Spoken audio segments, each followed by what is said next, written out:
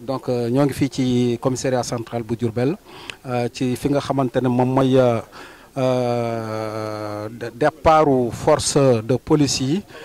pour ñu dem fi nga xamante ne moom mooy sur le terrain xam ngeen ni bi depuis bi ñu commencé couvre-feu bi ba sunu joon yàlla tey ji gis nañ ni que force de police ak force de gendarmerie yi ñoo ngi def seen kéemtalaay kattan pour que couvre-feu bi ñu mën ko respecter na mu waree donc nag tey dañuy assister ci li nga xamante ne moom mooy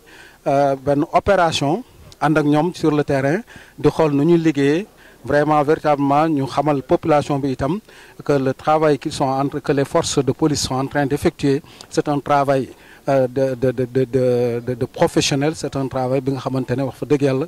travail bu mucc ayib la tey nag dañ fas yéene ànd ak ñoom pour woon leen rek nañuy liggéey fii ci Njaareem ak ànd ak les forces de police. Demande aujourd'hui d'adopter comme quelque chose d'essentiel dans le cadre du travail. Et je pense si on le fait, nous serons aujourd'hui des anges. Je dis bien, nous serons des anges parce que tout simplement, nous avons une mission noble. On nous regarde comme des gens méchants. Mais je dis non. Quelqu'un qui a sacrifié toute sa vie, ou qui sacrifie sa vie pour défendre la vie d'autrui, ne peut pas être méchant. De ce fait, c'est à nous de montrer que nous ne sommes pas méchants, mais nous sommes des anges. Nous sommes là pour donner la vie aux autres, pour permettre aux autres de vivre. S'il faut que nous, en retour comme eux, pour défendre la vie d'autrui. Donc c'est ce que nous sommes en train de faire, c'est ce que je vous exhorte de faire, vous. Donc nous allons le faire aujourd'hui et ça sera peut-être l'occasion pour tout le monde de voir comment la police travaille au niveau de Diourbel. Et je pense depuis le début, si je ne m'abuse, le travail se fait normalement. Jusqu'ici, je pense que ça sera toujours le cas. Nous allons continuer ainsi et ça sera pour le bonheur de tout le peuple sénégalais. Parce que ce que nous sommes en train de défendre, aujourd'hui, c'est une maladie qui est là. C'est une maladie qui ne distingue pas un policier. C'est une maladie qui ne distingue pas un civil. Donc, c'est une maladie qui s'attaque à tout le monde. Mais si le policier accepte aujourd'hui de mettre en danger sa vie pour sauver celle des autres, c'est parce que vraiment vous avez une mission noble. Donc, c'est ce que nous allons montrer. Et je pense que ça ira, Inch'Allah, commissaire. Donc, il faudra diriger ces opérations avec brio, avec tact, mais avec détermination, parce que c'est la détermination qu'on attend de nous. Et ça, on ne va pas y faillir. Inch'Allah. Donc, je vous remercie beaucoup.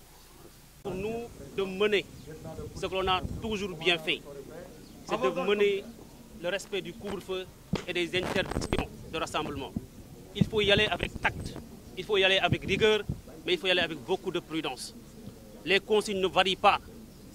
Il faut y aller avec beaucoup de rigueur et surtout avec la pondération qui est requise. Aujourd'hui, le discours a plus ou moins évolué par rapport au début. On a fait beaucoup de sensibilisation, beaucoup de communication avec les populations pour les aider à respecter les mesures.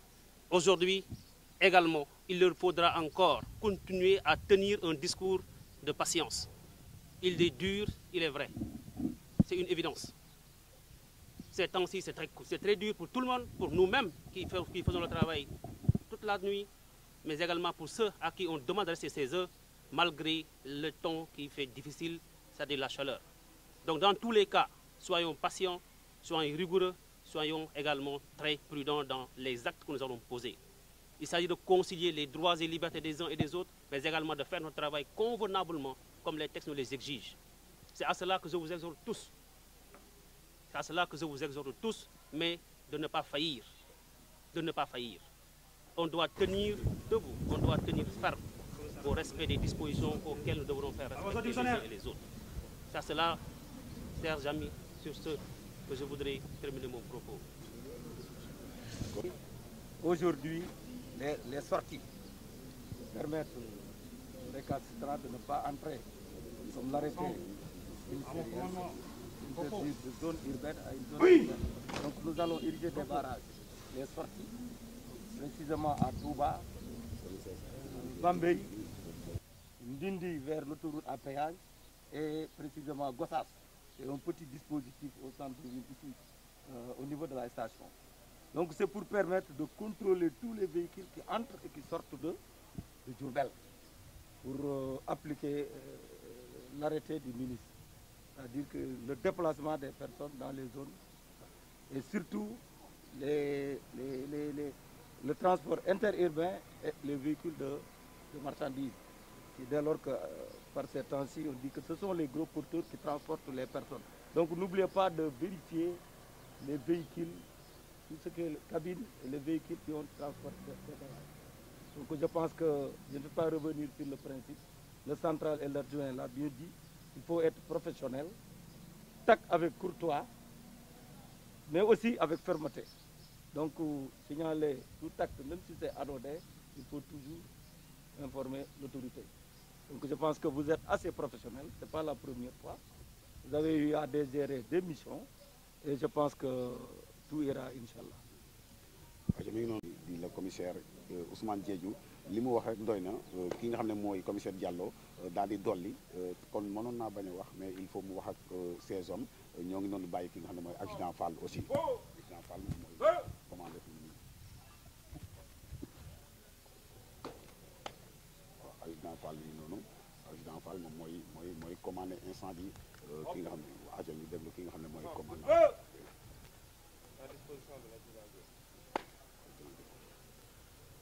Adjudant Diop a ngi noonu adjudant Diop mi ngi noonu waaw adjudant Diop mi ngi noonu aussi moom moo si des di commandé gannaaw bi nga xam ne le commissaire Ousmane Diédhiou génn na commissaire Diallo génn commandant génn adjudant Fall génn adjudant Diop mooy commandé instant bi nii ci ñu déglu ko. À la disposition de l'adjudant, de l'instant, pas d'occupation d'une table de travail. Adjudant Ba mi ngi noonu gannaaw adjudant Diop dem na adjudant Ba moom la ñuy bàyyi waaw mu aussi mu commandé kooku mooy adjudant Ba oui xanaa moom nag mooy yor bagage yi mi ngi noonu ak adjudant Diop adjudant Ba adjudant Diop voilà mi ngi noonu aja ñu bàyyi ko mu commandé léegi nag moom mooy wax ak ñi nga xam ne mooy ces hommes waaw ndeysaan mi ngi noonu gis nga li mbiru éranchi la.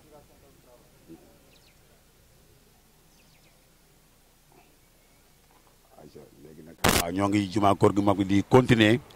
continuer li nga xam ne moom mooy chemin bi waaw ñoo ngi nii si jumaa kër gu mag ji waaw ñoo ngi si jumaa kër gu mag waaw tey jii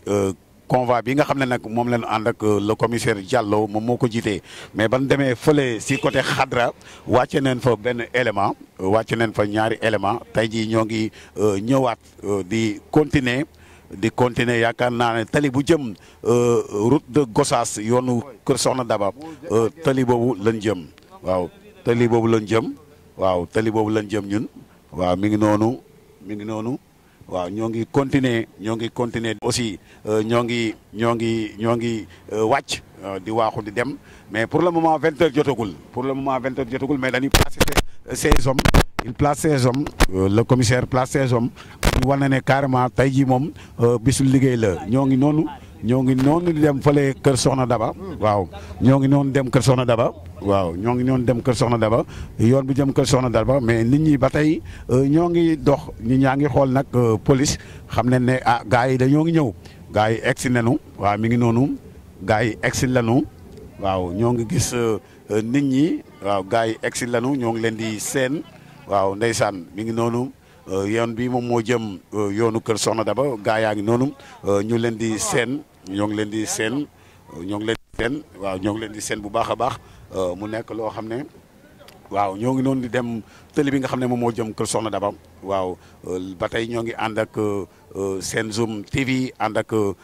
seen rajo Ndefleng FM la 87.4 commissaire Diallo wàcc na mi ngi wax ak gaa yi waaw am na ñu muy wax ak di leen wax ne dugg leen seen kër yi waaw dugg leen seen kër yi am na ñu muy wax ak ne leen dugg leen seen kër yi waaw commissaire mi ngi noonu commissaire Diallo mi ngi noonu waaw mi ngi wax ak les 16 ans mi ngi wax ak les hommes mi ngi leen acca dugg leen seen kër yi waaw mi ngi arrêté ñi nga xam ne ñooy ces hommes am na ñuy wàcc am na ñi nga xam ne ñoo ngi leen di gis ñuy wàcc ay policiers yu wàcc waaw ñoom ñoo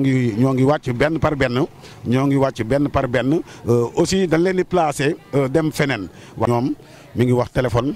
mi ngi wax ak benn borom Jakarta na ko mën nga ñibbi pour le moment mën nga ñibbi heure bi jot na à partir de 20h incha allah couvre-feu bi dina démarrer mais ba tey am na ñi nga xam ne bëri na ay jafe-jafe muy Kër Soxna Daba ñoo ngi chauffeur bi aussi mu ngi gaare li nga xam ne mooy pick-up bi mi ngi gaare pick-up bi waaw mi ngi noonu commissaire Diallo mi ngi noonu di waxtaan ak ñi nga xam ne moom mooy patrouille bi taxaw ngeen yéen ngi placé ñi nga xam ne ñooy seen zone ban jàngat nga def. waaw jàngat bi muy def mooy bi ñuy daaw def tous les jours parce que ça su ne depuis le couvre-feu heure yi avec l'arrêté du préfet bi ne à partir de 19h nañu fexe ba circulation bi arrêté circulation boobu Jakarta yeeg ak yeneen taxi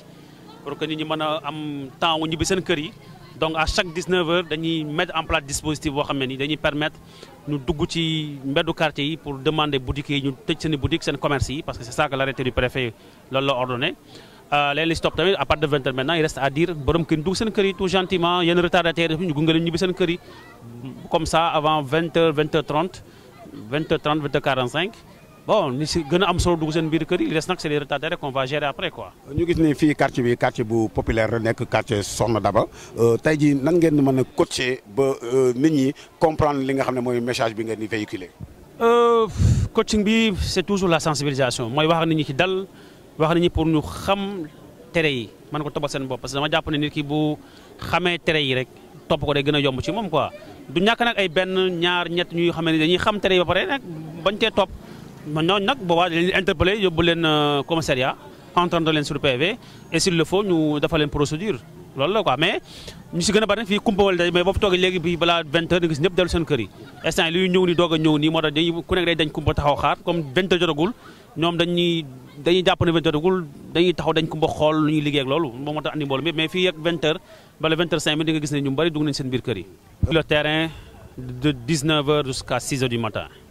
on a 3 dispositifs ñu teg sur place. alors dispositif dañ ko moduler en fonction densité yi ak en fonction quartier yi parce que Diourbel en réalité am na 4 quartiers on a côté Kër Cheikh Baye Laye jàpp côté Cheikh Anta bi nañu boole benn secteur avec un nombre ak benn oto buy def patrouille normale ak côté Kër gu mag voilà Kër gu mag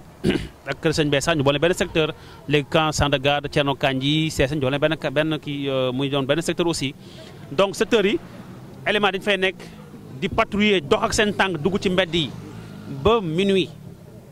bu minuit jotee nag ñu alléger un peu le dispositif def benn dispositif bu gën a léger c'est-à-dire on n'a plus besoin de mettre tout le même dispositif bu ñoom dañ leen di bàyyi ñu dem ñibbi ñeneen ñi des def patrouille ak oto bi en même temps patrouille pédestre bi quoi ça lépp day continuer ba 6 heures du matin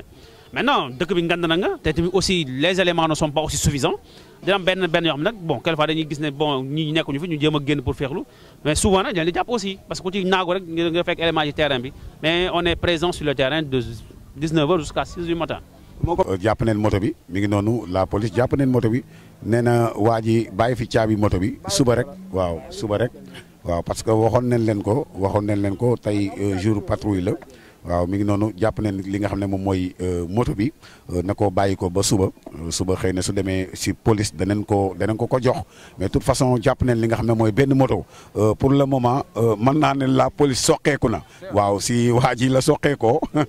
soqeeku na jàpp na benn moto waa ji ñu jàpp nag mi ngi nii di expliquer ak ñoom borom moto aussi boo xam ne jàpp nañ ko waaw. am na benn borom moto boo xam ne aussi moom jàpp nañ ko waaw mi ngi nii moom aussi dañ ko jàpp waaw am na benn borom moto boo xam ne aussi jàpp nañ ko waaw. waaw commissaire bàyyi na ko commissaire libéré na ko waaw commissaire ko dana comme te dafa wàcc na ko bàyyi waaw mi ngi noonu du transporteur moom dafa liggéey woon ba wàcc rek. continuer di dem ñu jàpp ko mais commissaire ba mu ko laajee na ko ndax lan nga def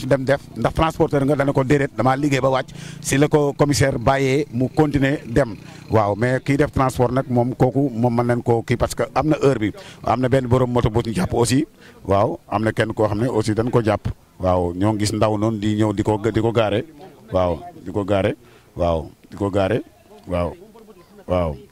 parce que comme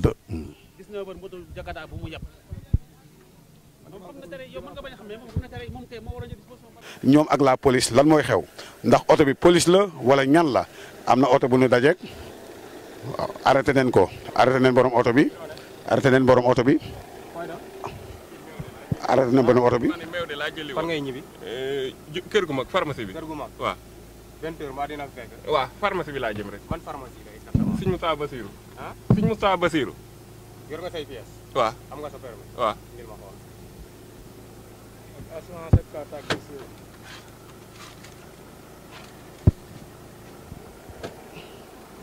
police bi mi ngi koy laaj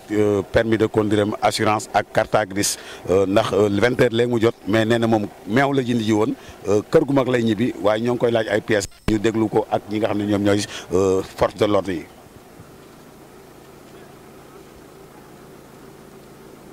jox ma permis bi d'abord ma xool. Baara fi nga jël baax na. permis bi. ci benn oto bi yow nan nga mën a dawalee oto te yoroo permis. bi may génn sànq dama ko bàyyi. dañ lay immobiliser de seeral oto bi na le. mi ngi noonu. déedéet loolu. jàpp nañ ko dawal oto te yoroo permis. non sànq damaa génn ci oto boobu. bañu ma loolu de. yow chauffeur booy génn balaa ngay def leneen ci oto war ngaa lijjante d'abord ndax yaa ngi ak sa permis yow d'abord yow permis bi léegi oto bi carte grise bi. assurance soog cee tegu ak leneen ak leneen. gaareel oto bi na le. aco mu ngi noonu kooku immobilisé nañ ko jàpp nañ noonu immobilisé nañ ko mi ngi noonu la police immobilisé na parce que da ko laaj de conduire mi ne ko man ba si yàgg mu ne ko dama ko fàtte kër ga mu nekk loo xam ne Baara lu am solo la gis ngeen police lu muy liggéey gis ngeen la police nationale li ñuy liggéey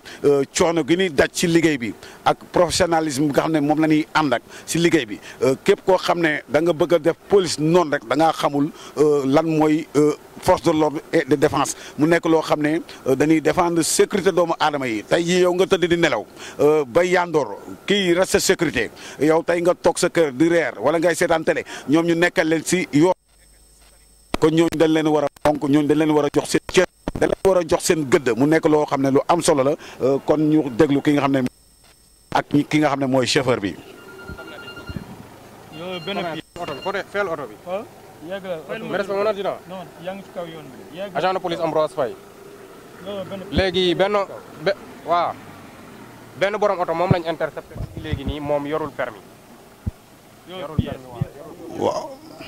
waaw mi ngi noonu. mi ngi wàcc mais beneen côté lay wàcce xanaa bunt bi dafa baaxut waaw xanaa bunt bi dafa mënta tijjeeku beneen côté daal la wàccee moom chauffeur bi police yi neen lañ ko laaj li nga xam ne mooy permis de conduire mu ne da ko fàtte seen kër waaw mi ngi wax ak ki nga xam ne moom mooy la police sëñ bi na nga def ñoo ngi lay ziar sëñ bi ñoo ngi lay nuyu bu baax waaw nanguwul wax am na si droit waaye de toute façon police jàpp na ko ba immobiliser li nga xam ne moom mooy sa voiture oto bi léegi police ki nga xam ne moom mooy accident bi woo na érangé am xëy na peut-être si kanam tuuti dina ñëw en tout cas waa ji daal jàpp neen ko mais tàllal neen ko micro laaj ko mais nanguwul wax am na si droit di leen fàttali yéen a nga ànd ak seen site internet Senzoom TV ànd ak la rajo Ndefleng FM la 87.4 ñu ñëw fii si spécial patrouille de la police nationale bi nga xam ne commissaire Ousmane Diédhiou moom moo ko jiitee mais ñoo ngi ànd ak ki nga xam ne mooy adjudant Fall ak ki nga xam ne mooy commissaire Diallo si kanam tuuti incha allah lépp lu fi tukkee si li nga xam ne mooy patrouille bi rek dina leen ko won seen site internet Senzoom TV jaa ngeen jëf.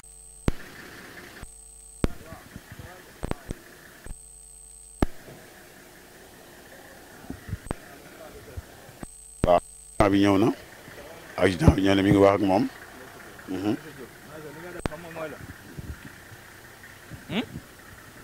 xam nga li nga def mooy la am na lu ma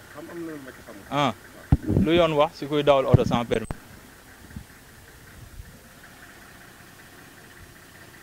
dañ ko war a arrêté de. man nag dañ lay arrêté. waaw je suis d'accord. dañ lay arrêté dañuy jël sa oto yóbbu ko commissariat dégg nga ma. mais booy tourné pharmacie bi kayit yaa ngi foofu de. waaw ma ne. da nga dawal sa oto sans permis te sa oto tamit amul benn kayit léegi yow sa jëm bopp dañ lay jël yóbbu la commissariat sa oto tamit dañ koy jël yóbbu ko commissariat dégg nga ma léegi sans plus tarder kaay léegi yow nga dugg si biir oto bi déjà. est-ce que je peux appeler mon grand frère. bu ñu yeggee foofu noonu après loo si mën a def rek di nga ko def na dugg si. acca mi ngi noonu moom si boppam jàpp nañ ko mais otoom aussi dañ koy taal yóbbu ko lépp ñu dem commissariat mbir mi foofu nañ koy réglé mais moom mi ngi wax ne ndax meew mi mën na ko yóbbaale ñu ne ko déedéet lépp day ànd ak ñoom dem fi nga xam ne mooy commissariat kon liggéey policier ngi noonu liggéey bu professionnel liggéey bu pragmatique jàpp neen ne soo jàppee nit yow doo fajal sa bopp da ngay woo sa hiérarchie da ngay woo sa chef ki nga xam ne moom moo la jiitee soo ko woowee lim si dogal rek loolu mooy am ki nga xam ne moom mooy ndaw moom mi ngi noonu ki nga xam ne moom moo dem dawal auto police bi dawal oto waa ji oto Maysa Diop pour yóbbu ko fële nga xam ne moom mooy police mi damay dégg du yoon j'espère dootoo ko defati waaw dootuma ko defaat ndax xam nga ne fii de nga njëma fee fekk kere ba nga niitee ba ma dugg ci kër gi ba nëgëñ sa ab tànk doo ko toogatut fii te dootu amaat waaw baax na waaw 20 heures ba jotatee da ngay tëj sa buntu kër toog xale yi toog ci biir waaw ndax lu la wax dégg nga ko dégg naa ko bu baax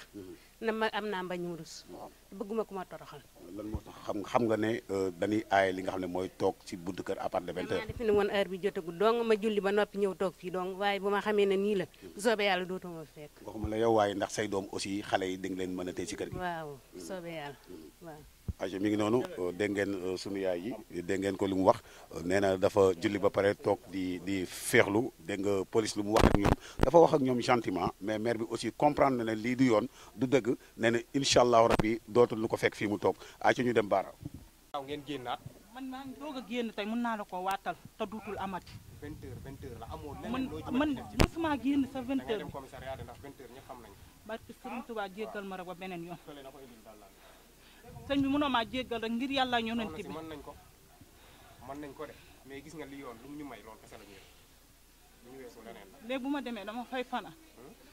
sarax leen ma ngir yàlla yow fan nga demoon soxna si dew ma fenn kër gi laa dëkk yàlla xam na ko dama doon connecté woo sama jëkkër léegi nii barke Sëriñ Tuubaa si wifi bi la yenn saa xam nga fii daa am wifi dama koy xëj ci noonu ci buntu kër gi laa taxaw di ko xëj waaye mais wifi d'accord waaye suñu waxee ne 20 heures la ñëpp dugg seen kër lan moo tax nga def loolu maa ngi jéggalu duutul amati billahi wallahi duutul amati jéggal leen ma rek yow da ngaa yàgg toog foofu wala déedéet yàgguma faa toog léegi lan moo tax ñu xam ne couvre-feu 20 heures lay commencé ngay magum jëmm ne da ngay connecté wu sa jëkkër di toog di jël risque te xam ne police mën na la fa fekk duutul amati wallahi jéggal leen ma rek waca noonu mi ngi noonu di dem mi ngi noonu di dem mi ngi noonu di dem waaw mi ngi noonu di dem mi ngi noonu di dem waaw ñoo gis nga mi ngi noonu di dem génn sax yéeguñu ko xam nga fi mu ne nii jëlul intention sax waaw allo yaay booy ñun yàgg nañ ci dëkk bi depuis le 25 ba léegi ñun ñoo ngi ci biir dëkk bi am na solo pour faire respecter xoolal le couvre-feu nee nañ leen 20 heures ngeen dugg ci biir mais xam nga lan lañ seetlu Jurbel saa yi bu ñuy ñëw nit ñi xoolal dañuy toog seen buntu kër bu ñu joxee ginnaaw ñu génnaat man fii laa taxaw xam nga lu tax ma jàpp ko sama morom yi nii lañ jaar man nii laa génnee moom mu génn ci buntu kër gi xamul sax ne am na ku ñëw ci ginnaawam loolu lan pour lan la. man compréhension la ñoom fi mu ne nii duñ mën a comprendre loolu noonu mais ñun duñu ko def moom gis na ngeen jàll pour mu ñëw seetaan leen ñàkk xamam la mais yàlla xam na ne bu doon teeluñ koo gis moom du génn di leen seetaan ak yooyu waaw dëgg la incha allah danañ ci gën a taxawu soobee yàlla moom kay sukk naa jéegu ci seen kanam di leen ñaan te yàlla rek tax ndax bu ngeen ko yóbboo fi mu ne nii doomam ji duma xam nu ma koy def ok merci sa waay ñoo ngi lay ziar ok jaajëf waay ñu gis ne sa police négocié na ak yéen jàppoon seen benn sœur bàyyiwaat ko gentiment ban message ngay lancé yi nga xam ne yooyu population bi xam ne comprendre nu lan mooy couvre-feu en tant que jeune dëgg la ndaxte taxawaay bi am na solo torop lii moom yaakaar naa ne lu maanaam ñun ngeen di taxawal di taxaw pour ñu rëcc ci yenn problème yi mais daa am ñoo xam ne comprendre uñ ko comme nu mu def xëy na bi ngeen di jàll moom moo ñëw di leen seetaan comme takk der yaa ngi jàll ak yooyu mu seetaan leen mais ñun moom wax dëgg yàlla en tant que ñun xam nañ bu baax nu muy jariñ njumtee ko dal en même temps ñun xam nañ maanaam li nga xam ne yéen rôle bi ngeen di dox xam nañ ko bu baax a baax mais incha allah dañ ci gën a taxaw léegi lu am solo la pour askan wi ndaxte it xëy na ñun ngeen di doxal liggéey bu metti ci ngeen nekk ñu jàppale leen ko xëy na mooy suñu ndimbal mooy seen ndimbal yéen ndax xëy na ñun ngeen di fagarul quoi waaw. suñ fi jógee da nga tëj buntu kër gi. waaw incha allah ne ko ràpp ñu xool. waaw baax na.